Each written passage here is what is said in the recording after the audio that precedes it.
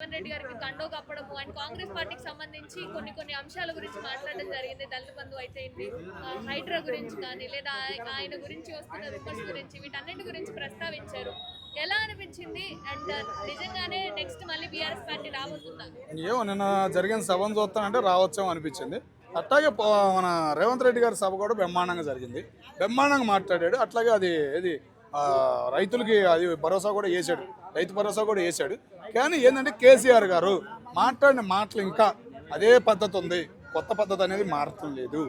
ఇప్పటికీ కేసీఆర్ గారు మారితే బాగుండిద్ది అని ఒక మాట అయితే అనిపించింది. ఆయన అన్ని మాట్లాడినప్పుడు అదే అసెంబ్లీ సాక్షిగా రావచ్చు కదా, 4 క్వశ్చన్లు వేయచ్చు కదా. మరి అసెంబ్లీ వచ్చేపాటికి ఆరోగ్యం బాగోట్లేదా? ఏమవుతుంది? అసెంబ్లీకి రాకుండా ఇలా తప్పించుకుని ఒక అసెంబ్లీకి ఒక విలువ ఉందే, ఒక విలువను అనేది తీసేస్తున్నారు అని చాలామంది బాధపడుతున్నారు. కేసీఆర్ గారిని కోరుకునేది ఒక్కటే, ఈ సభల కన్నా సార్ మీరు అసెంబ్లీకి రండి, అసెంబ్లీలో దడలు పుట్టించేలాగా మీరు మాట్లాడండి, కాంగ్రెస్ పార్టీని రివర్స్గా అడగండి అనేది మేము కోరుకుంటున్నాం. అప్పుడైనా రేవంత్ రెడ్డి గారు సరైన సమాధానం చెబుతాడా, మళ్ళీ ఆగిపోతాడా?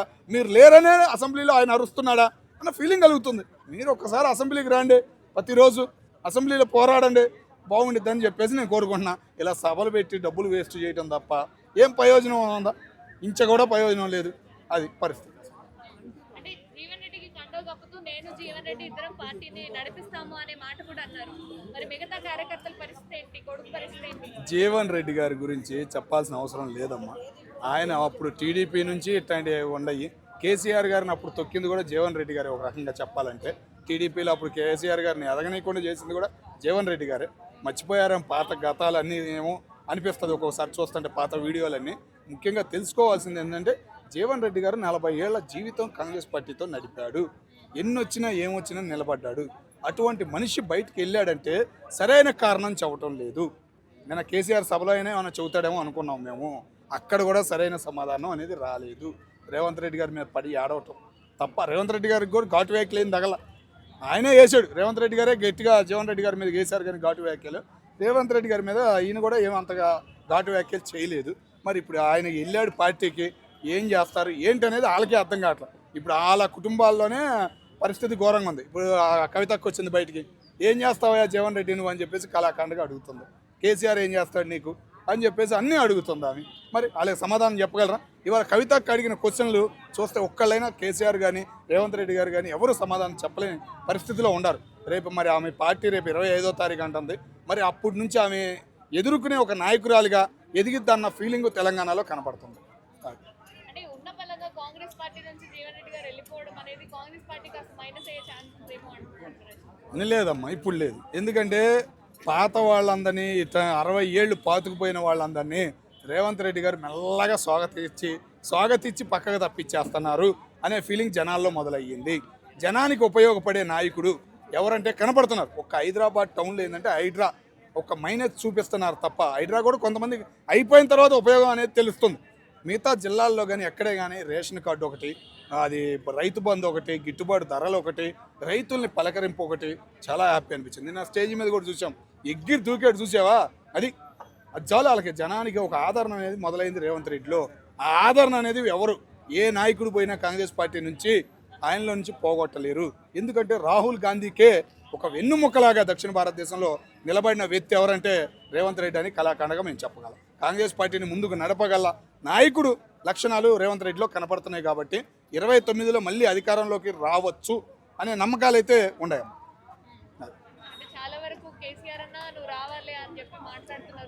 ఒక్క హైదరాబాద్ అమ్మా, హైదరాబాద్లో ఉన్న 4 జిల్లాలు 3 జిల్లాలు అంతే. తెలంగాణలో ఉన్న మిగతా 30 జిల్లాలు ఆదరిస్తుంది రేవంత్ రెడ్డిని.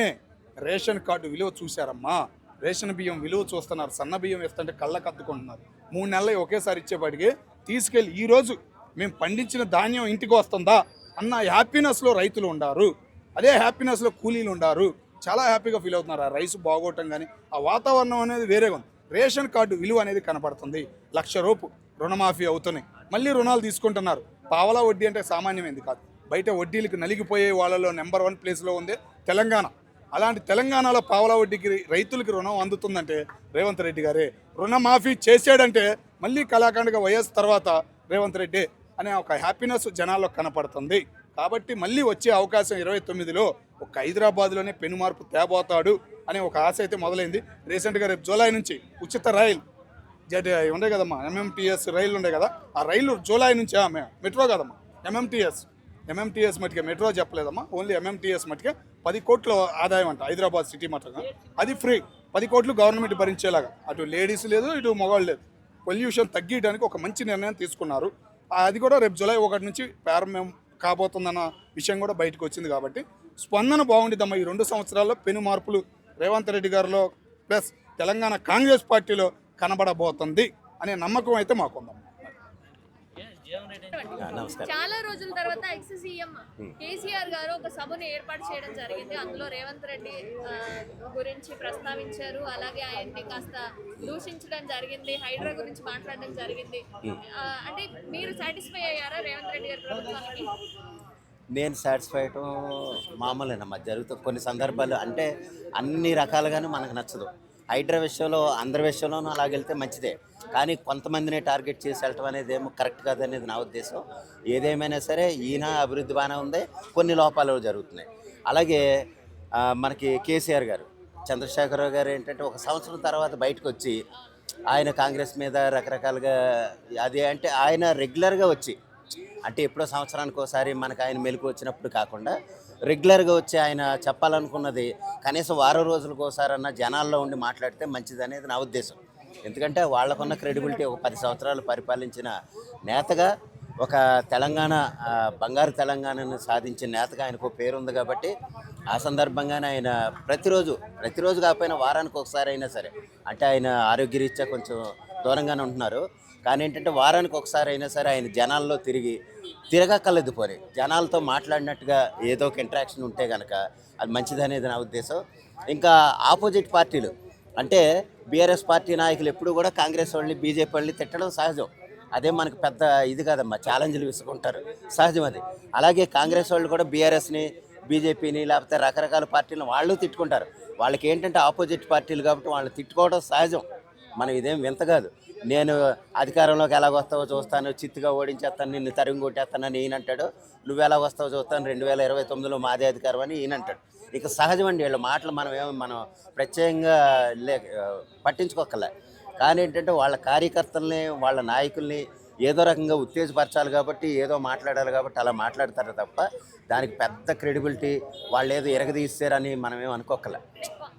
కాంగ్రెస్ పార్టీకి సంబంధించి జీవన్ రెడ్డి గారు ఇప్పుడు జంప్ అవడం అనేది కొంత మైనస్ అవుతుందేమో అని అంటున్నారు. అది జంప్ ఇంకా సహజం. అంటే ఒక విధంగా లెక్కేస్తే ఈ మధ్యకాలంలో జంప్ అవటం తగ్గిందేమో అనుకుంటున్నాను. మొన్న ఒక 2022-20 వరకు ఆ సమయాల్లో అయితే జంపింగ్లు మరీ ఉండేదాన్ని, మరీ దారుణంగా ఉండే. ఎలాగంటే ఆ పార్టీ నుంచి ఈ పార్టీకి అంటే జనాలు కూడా బండబూతులు తిట్టడం చూసి అంటే పార్టీ మారితే ఇంత దారుణంగా అసహించుకుంటారా జనాలు, అంటే మనకి వాల్యూని విలువని ఇచ్చిన పార్టీని వదులుకొని వేరే పార్టీకి వెళ్తే అట్టర్ఫ్లాప్ అయిపోయిన నాయకులను మనం ఎంతోమందిని చూసాం. ఎంతోమంది అంటే కనీసం వాళ్ళు విలువ లేకుండా పోవటం కూడా మనం చూసాం. అటువంటి నాయకులు పార్టీలు మారితే విలువ లేదన్న ఉద్దేశం గ్రహించుకొని పార్టీలు మారటం మానేశారు. ఏదేమైనా ఇప్పుడు నిన్న కేసీఆర్ గారు బయటకు వచ్చి మాట్లాడటం సంతోషమే.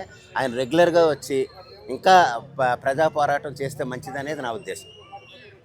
అంతేనమ్మా. అంటే మళ్ళీ కేసీఆర్ గారు ఒకవేళ వస్తే కనుక హైడ్రాని నేను ఎత్తేస్తా, ఫస్ట్ మొదటి సంతకం దాని మీద నేను చేసేస్తాను అంటున్నారు. అది హైడ్రా పేద ప్రజల మీదనే ఫోకస్ చేస్తున్నాను కదా. అయితే ఒకటమ్మా, హైడ్రా అనేది కొన్ని సందర్భాల్లో చాలా మంచిగా ఉంది, కొన్ని సందర్భాల్లో ఏంటంటే పేద ప్రజలకి అంటే ఆక్రమణలు దారుణంగా ఆక్రమించేసిన వాటిని తొలగించడం అయితే హైడ్రాని సపోర్ట్ చేయాలి వాస్తవానికి. ఎందుకంటే అంటే మరి ఈ మధ్య కాలంలో ఒక 5-6 ఏళ్లలో ఆక్రమించిన ఇదైతే చేసుకోవాలి, కానీ ఎప్పుడో 30-40 ఏళ్ళ నుంచి వాళ్ళు స్థిర నివాసంగా ఏర్పాటు చేసుకుని వాళ్ళ కరెంటు బిల్లు కట్టి నాలా బిల్లులు కట్టి అన్ని రకాలుగానే వాళ్ళు ఒక కొన్ని దశాబ్దాలుగా వాళ్ళు నివాసం ఉంటున్న వాళ్ళని వెళ్ళగొట్టడం కరెక్ట్ కాదు. ఒకవేళ వెళ్ళగొట్టే ఉద్దేశం ఉంటే కనుక హైడ్రా రూపంలో వాళ్ళకి ప్రత్యామ్నాయంగా వేరే చోట అయినా సరే స్థలాలు ఇచ్చి నివాసం ఏర్పాటు చేసి వాళ్ళకి ప్రత్యామ్నాయం ఏర్పాటు చేయాలి తప్ప వాళ్ళని ఉసూరుమంటూ వాళ్ళని ఖాళీ చేయించడం కరెక్ట్ కాదు అనేది నా ఉద్దేశం. దానికి ఫస్ట్ ఆఫ్ ఆల్ మా ఎక్స్ సీఎం గారిని దాదాపు ఒక యుగం తర్వాత చూసినట్టు అనిపించిందండి. చాలా సంతోషం కలిగింది ఆయన అలా చూడడము. ఆయన ఆరోగ్యం ఎలా ఉంది, అసలు ఆయన లేచే పరిస్థితిలో ఉన్నారా లేరా అనే ఆందోళనలో ఉన్నాము ఇప్పటివరకు. నిన్న ప్రసంగంలో చూసినప్పుడు ఒక నవయువకుడిలాగా ప్రసంగించారు. మళ్ళీ మా పాత సీఎంని చూసినట్టు అనిపించింది. ఆయన ఏది మాట్లాడినా ఏం చెప్పినా కూడా ఆయన చూడడమే సంతోషం అనిపించింది మాకు. ప్లస్ ఆ సభ కూడా చాలా విజయవంతంగా జరిగింది. ఆయన మాట్లాడింది ఒకటేనండి, రేవంత్ రెడ్డి గారికి ఈసారి చుక్కలు చూపిస్తామని చెప్పేసి. అయ్యా మీరు రేవంత్ రెడ్డి గారికి చుక్కలు చూపిస్తారా లేక ఆయన మీకు చుక్కలు చూపిస్తారా దాంతో మాకు సంబంధం లేదు. మాకు కావాల్సిన తెలంగాణ అభివృద్ధి, తెలంగాణకు ప్రజలకు మీరేం చేయబోతున్నారు ఆ కార్యక్రమాలు మాకు కావాలి, అవి చూపించండి. మీరు 10 ఏళ్ళు చేసిన తర్వాత కూడా మిమ్మల్ని పక్కన పెట్టారనంటే ఏదో లోపం ఉందని చెప్పి మిమ్మల్ని పక్కన పెట్టారు. ఆ లోపం గురించి మీరు ఏం మాట్లాడలేదు. మీరు మాట్లాడింది జస్ట్ జీవన్ రెడ్డి గారు పార్టీలోకి వస్తున్నారని చెప్పేసి, జీవన్ రెడ్డి గారు రావడం శుభసూచకం అని చెప్పేసి ఏదో పోయారు తప్ప, ఈవెన్ రేవంత్ రెడ్డిని తిట్టడం తప్ప ప్రజలకు ఏం చేస్తారని చెప్పేసి చెప్పలేదు. మాకు కావాల్సింది అదండి. ఇప్పుడు మీరు అన్నారు రైతు బంధు ఇవ్వట్లేదు అని చెప్పేసి. రైతు బంధు నెలకి ఇవ్వండి, సంవత్సరానికి ఇవ్వండి, ఎప్పుడైనా ఇవ్వండి, అది ఇస్తూనే ఉన్నాడు. దాంతో మనకు సంబంధం లేదు. మాకు కావాల్సింది అభివృద్ధి పనులు. రేవంత్ రెడ్డి ఏం చేస్తున్నారు, మీరేం చేయగలుగుతారు అది చెప్పండి. అంటే ఫామ్ హౌస్ లో నేనెందుకు చచ్చిపోతా, నన్ను చచ్చిపోవాలని చెప్పి శాపనార్థాలు పెడుతున్నారు. నేను 1000 జన్మలైనా చచ్చిపోండి నా కొడక అంటూ మాట్లాడారు కదా. విన్నానండి. ఇప్పుడు చూడండి, నేను ఇదే ఇప్పుడు రేవంత్ రెడ్డి గారు కేసీఆర్ని ఏం తిట్టారు, కేసీఆర్ గారు రేవంత్ రెడ్డి ఏం తిట్టారు, ఇవన్నీ ఎందుకు చెప్పండి. అవి తిట్టడం ఇప్పుడు రాజకీయ నాయకులు ఒకరికొకరు తిట్టుకోవడం వల్ల వాళ్ళ ఆయుష్ పెరుగుతుందని చెప్పి వాళ్ళు కూడా క్లియర్ తెలుసు. అది తెలుసు కాబట్టి ఇంకా తిడితే బాగుంటుందని చెప్పి ఇంకా చురకాలంటించే మాటలు ఇంకో 2-3 అనుకుంటుంటారు. వాటి వల్ల అంటే రేవంత్ రెడ్డి గారు ఈ మాట అన్నారంటారా? నేనైతే వినలేదు ఎప్పుడు. ఓకే, ఈయన ఏమన్నారంటే ఆయన అన్నారేమో అని చెప్పి అన్నారు అంతే. మేబీ అనొచ్చానికి పోవచ్చు, దాంట్లో మనకు ప్రాబ్లం ఏం లేదు. కాకపోతే ఇంకా 1000 ఏళ్ళైనా చావనని చెప్పి ఆయనకు ఆ నమ్మకం ఉంటే అదే చాలు. ఒక రాష్ట్రాన్ని బాగుపరిచే నాయకుడు మాకు కావాలి. అది రేవంత్ రెడ్డి గారు అయినా కానీ కేసీఆర్ గారు అయినా కానీ. మేము కోరేది ఒకటే, మంచి చేసేవాళ్ళు ఎవరు మాకు మీ ఇద్దరిలో. పార్టీని జీవన్ రెడ్డి కేసీఆర్ ఇద్దరు కలిసి నడిపిస్తాము అని అన్నారు. మరేంటి కేటీఆర్ వేరే ఏమైనా పార్టీ పెడుతున్నాడు మరి? ఒకటండి, కేసీఆర్ గారు ఉన్న చోట ఏ నాయకుడు నిలబడలేడు. ఆయన వటవృక్షం లాంటి వాడు. కావాలంటే ఆయన కింద చిన్న చిన్న మొక్కలు ఉంటాయేమో కానీ వృక్షాలు అయితే ఉండవు. కేసీఆర్ కింద ఎంత పెద్ద నాయకుడు వచ్చినా కానీ కింద ఉండాల్సింది అంతే. ఆయన హయాంలోనే, ఆయన అజమాషంలోనే పార్టీ మొత్తం నడుస్తుంది. ఏది నానే ఆయన ఒక్కటి నిర్ణయం తీసుకుంటాడు. ఒక రకంగా చెప్పాలంటే, అంటే ఇది తప్పు విధంగా అని కాదు, ఒక నియంతలా పనిచేస్తాడు అంటే ఆయనకు మంచి అనిపిస్తే ఆ పని తన వెంట చేసుకుంటూ పోతూనే ఉంటాడు. పలానా వాళ్ళకి పర్మిషన్ రావాలి, అది చేయాలి, ఇది చేయాలని చెప్పి ఏమి ఉండదు ఆయనకు. నేను చెప్పేది ఒకటే, కేసీఆర్ గారు తెలంగాణను బాగుపరచాలంటే మంచి నిర్ణయాలు తీసుకోండి. మంచి నిర్ణయాలు తీసుకొని మా ప్రజల్ని కాపాడండి. చాలా బాగుందండి, చాలా బాగుంది, చాలా బాగా పనిచేస్తున్నారు. ఈవెన్ నేను ఇక్కడ ఆలోచిస్తుంది ఒకటే అన్నట్టు, జీవన్ రెడ్డి గారు అనేది ఎందుకు జంప్ అయ్యారు.